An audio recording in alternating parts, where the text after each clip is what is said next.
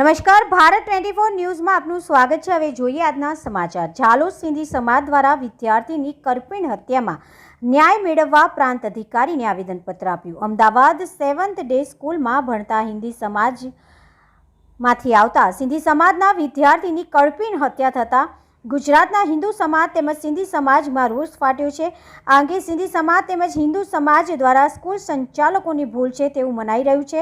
વિદ્યાર્થીની હત્યા બાદ સ્કૂલમાં એક પણ જવાબદાર વ્યક્તિ હાજર ન હતો અને હાલ સાંભળવા મળેલ મુજબ સ્કૂલ સંચાલકો અદૃશ્ય થઈ ગયેલ છે। માત્ર 15 વર્ષનો વિદ્યાર્થી નયન સિંધીની હત્યાથી સમગ્ર હિન્દુ સમાજમાં મોટા પ્રમાણમાં રોષ વ્યાપેલો જોવા મળી રહેલ છે। આ વિદ્યાર્થીની હત્યા અંગત અદાવત રાખી કરવામાં આવેલ હોવાનું માનવામાં આવી રહેલ છે। જાણવા મળેલ સૂત્રો મુજબ 15 વર્ષીય વિદ્યાર્થીની હત્યા કરનાર પણ વિદ્યાર્થી છે અને તે 8મા ધોરણમાં અભ્યાસ કરી રહેલ છે અને તેની નાની છરી જેવું તીક્ષ્ણ હથિયાર થર્મોકોલ કટરથી હુમલો કરેલ હતો અને આ હુમલો સ્કૂલ છૂટ્યા બાદ કરવામાં આવ્યો હતો જેવું જાણવા મળેલ છે।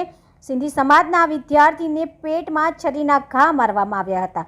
આ સિંધી સમાજના વિદ્યાર્થી પર જે હુમલો કરવામાં આવ્યો હતો તે અંદાજિત 30 મિનિટ સુધી જીવન મૃત્યુ વચ્ચે સંઘર્ષ કર્યો હતો। ત્યાં સુધી સ્કૂલના કોઈ પણ કર્મચારી કે સંચાલકો તેની મદદે ન આવ્યા હોવાનું જાણવા મળેલ છે।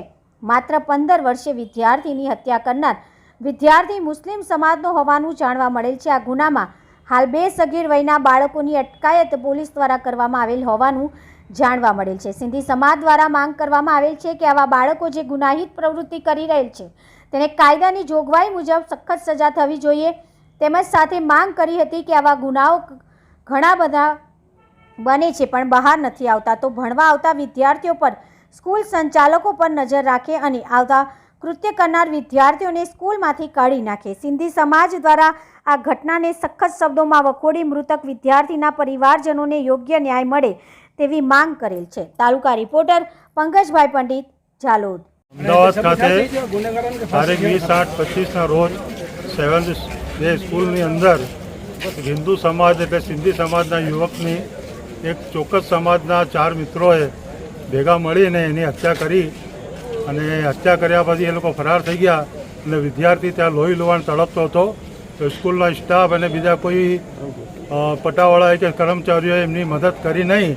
108ને આટલી બધી મોટી સેવા હોવા છતાં કોઈએ એમને બોલાયા નહીં અને વિદ્યાર્થીએ પોતાની જાન આપવી પડી અને એમના વાલીને ઉપર શું ગુજરતી હશે એ એમને ખબર પડતી હશે। એટલે અમે આજ રોજ સિંધી સમાજના દરેક આગેવાનો અને બધા સમાજના લોકો અને હિન્દુ સમાજના પણ લોકો ભેગા થઈ અને આજે અમે આવેદનપત્ર આપ્યું છે। જો અમુક ટાઈમની અંદર હત્યારાઓને કડક કાર્યવાહી નહીં કરવામાં આવે તો અમે આગળ ઉગ્ર આંદોલન કરીશું। ગુનેગારોને જલ્દીમાં જલ્દી સજા થાય અને ફાંસી થાય એવી અમારી માંગણી છે।